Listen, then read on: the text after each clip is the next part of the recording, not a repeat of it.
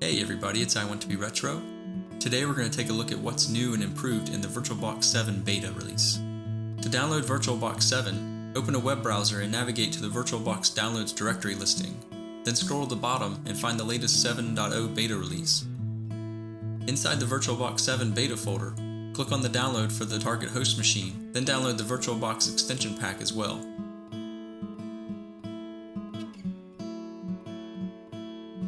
Navigate to your downloads directory and launch the VirtualBox 7 installer.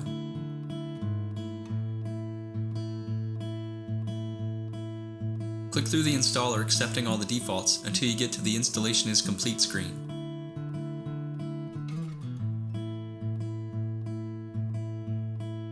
Uncheck the Start VirtualBox checkbox, then click Finish.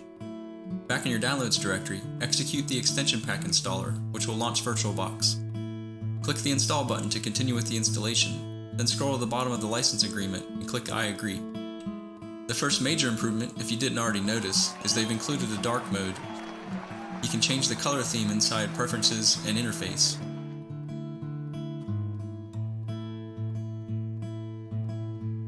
They've also overhauled the Create New Virtual Machine form. They've added new descriptive versions to the version dropdown. For instance, if we look at Debian here, we can select 32-bit or 64-bit Bullseye or Buster. And they've also added Windows Server 2022 to the Windows version dropdown. Another noticeable improvement is they allow you to select an installation ISO image right on the Create VM form. Additionally, if the installation ISO contains a supported operating system, there's a new option for unattended installation, which allows you to set a hostname and create a default admin account, then start the VM and walk away, as the installation will happen automatically.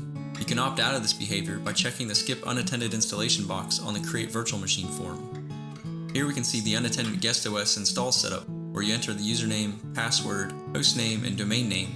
Additionally, you can install guest editions automatically by checking the guest editions box.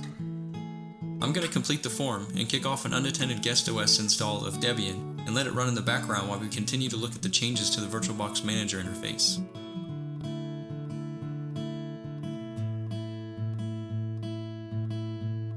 Yet another welcome improvement to the Create Virtual Machine form is the ability to set the number of processors when you're setting the amount of RAM to allocate to the VM.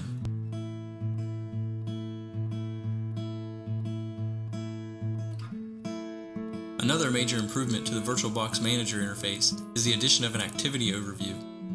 These interfaces allow you to see real-time activity monitors for both the host and all the running guest VMs. There's a table view with customizable columns that lists all the running guest VMs, as well as a detailed view for the selected VM that shows the same information using graphs. In previous versions of VirtualBox, the Virtual Media Manager was handled in its own dialog window. Now the Media Manager is better integrated into the VirtualBox Manager interface under the Tools options. Checking in on our Debian VM, we can see the unattended installation is almost completed. As the VM reboots, we'll see that VirtualBox 7 has a redesigned splash screen. We can see at the Debian login screen, the username I entered on the unattended setup form has been created. I'll log in with the password I set earlier, then I'll verify that guest editions were successfully installed by resizing the window. The last new feature I want to highlight with VirtualBox 7 is the integrated file manager. It works a lot like WinSCP, just integrated into the VirtualBox Manager.